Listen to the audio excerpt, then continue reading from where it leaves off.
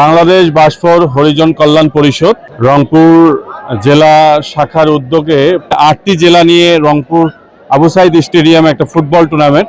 যে পরিমাণ উপস্থিতি আমি দেখতে পাচ্ছি, ইনারাই কিন্তু আমাদের এই শহরকে পরিষ্কার পরিচ্ছন্ন রাখেন। তো তারা শুধুমাত্র খেলায় নয়, তারা মাঠেও বা পরিষ্কার পরিচ্ছন্নতার ভিতরেই শুধু সীমাবদ্ধ না, খেলাতেও তারা খুব ভালো করেন। সেটি আজকে তার বহিঃপ্রকাশ।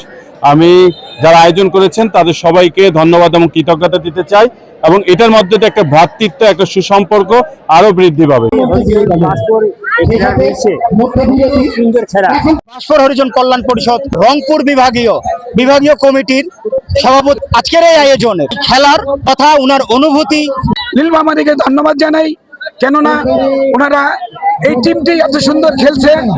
আজকে বিজয় নীলফামারী নিল, এই জন্য অশেষ অশেষ ধন্যবাদ। আর আজকার এই যে দর্শক, যে এত দর্শক, আমি ধারণা করে পাই নাই যে এত দর্শক এই ফুটবল স্টেডিয়াম মাঠে খেলা উপভোগ করলো।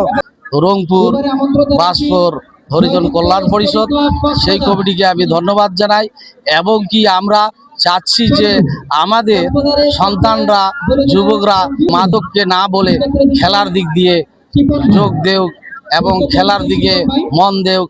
আমরা মাদককে না করুক এবং মাদকের দিকে তারা জড়িয়ে না পড়ুক।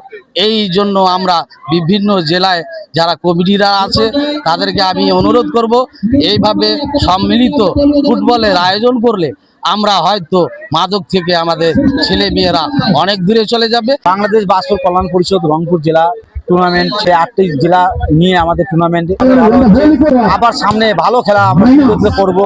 আমরা হরিজনকে একত্র করে আমরা দীর্ঘদিন থেকে এই চ্যাম্পিয়ন, বাংলাদেশে যে চ্যাম্পিয়ন খেলাবে আমাদের হরিজন থেকে আমাদের চ্যাম্পিয়ন খেলা যাবে আশা করি। আর রংপুর জেলা থেকে আমার যত প্রয়োজন আমরা সহযোগিতা করে এই ছেলে মেয়েদেরকে শিক্ষা, খেলাধুলা, যে কোনো খেলাধুলা আমরা আয়োজন করে আমাদেরকে এগিয়ে নিয়ে যেতে পারি। বাংলাদেশ বাসফর হরিজন কল্যাণ পরিষদ আজকে আয়োজন কমিটিকে আমার পক্ষে আন্তরিক শুভেচ্ছা অভিনন্দন জানাই। সকলের অংশগ্রহণে আজকে 8 টিমের ওয়ানডে ফুটবল টুর্নামেন্ট অনুষ্ঠিত হয়েছে। আজকের এই ফুটবল টুর্নামেন্টটি খুব স্বতঃস্ফূর্তভাবে, খুব আনন্দমুখর এবং মনোরম পরিবেশে অনুষ্ঠিত হয়েছে।